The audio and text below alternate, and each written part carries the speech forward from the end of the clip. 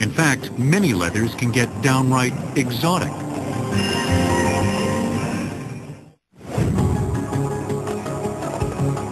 The samurai, one of history's most formidable warriors. To each, a sword was not only the source of power, but an extension of the soul. As such, the blade was honed of the finest steel, and the grip made of shagreen, a leather derived from the stingray. It's so durable that it assured the samurai's grasp of his sword even when covered in his enemy's blood. It was Marco Polo who in the 13th century first traded his own leathers for the rare and mysterious species of the East. And since that time, our fascination for exotic leathers has only intensified. The exotics are, for the most part, more primitive animals. Many of them are unchanged in the fossil record. And as such, they are armored animals. They were built for war. Gliding underwater, a stingray's back appears light and smooth. But when dried, it forms small, nearly ceramic beads. The stingray skin is composed of these little hard beads of dentile, maybe about the equivalent of 60 or 80 grit sandpaper, that are growing out of a true leather substrate. To transform stingray into shagreen, the tanner must apply agents like chrome that penetrate the armor in order to transform the dermal layer beneath. Once the leather is formed below, the tanner buffs the dentile beads to create the unique sheen. In this case, the skin was left in full bead, as you find it in sword grips from medieval times. However, the tanner may also choose to buff off the top of the cone-shaped beads, creating a stunning effect. It causes a little window into the cartilage, and it becomes this exotically speckled surface. It throws a great deal of light, and I find it fascinating. Throughout history, shagreen's special beauty and durability have made it a favorite of Eastern warriors and Western emperors alike, including Napoleon. But shagreen isn't the only exotic with dramatic visual appeal. And today, many species provide strikingly handsome leathers. Often, this visual mystique is enhanced by the potentially deadly nature of their source. Here's an example with two pythons, one African, one Vietnamese. This is, as the snake goes through the forest, this is the pattern that you'll see. This is the back.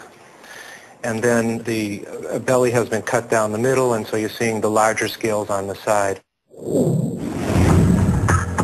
But of all the exotics, none has proved more popular or more prized than the crocodilian. The gradation in the crocodilians goes from caiman to saltwater croc to American alligator. The American alligator is the platinum standard of the crocodilians.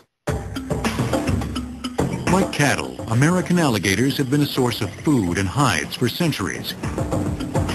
With the advent of chrome tanning in the late 19th century, alligator leather became more flexible and malleable. It was soon a fashionable option for many leather craftsmen. Part of the beauty is the irregularity, and there's always a surprise. You would match for color, and you would probably match for scale size, but the natural variations are highly desirable and are what make the American alligator an outstanding, outstanding material. Today, the production of alligator leather is at an all-time high. Many of the chrome tanning techniques and tools used by the cowhide industry are employed by alligator manufacturers as well. These include tanning drums, which lead to the crocodilian version of wet blue.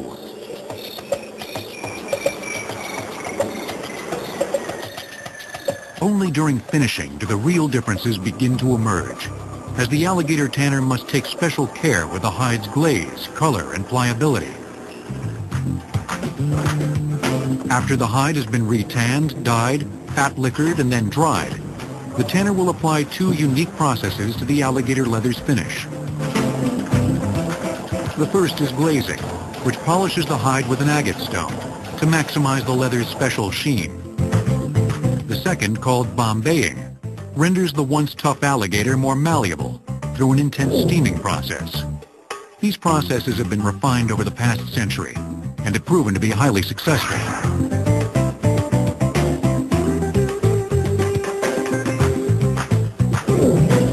In fact, by the late 1960s, alligator leather manufacturing had become too successful, with alligator populations near extinction.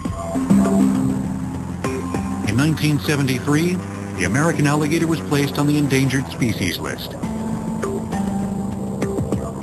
But through high-tech breeding techniques, which include nurturing substantial numbers of young alligators on farms, the alligator population is now flourishing. It has been one of the more successful ecological management comeback stories in the 1990s and into our century. And today, the American alligator is no longer on the endangered species list.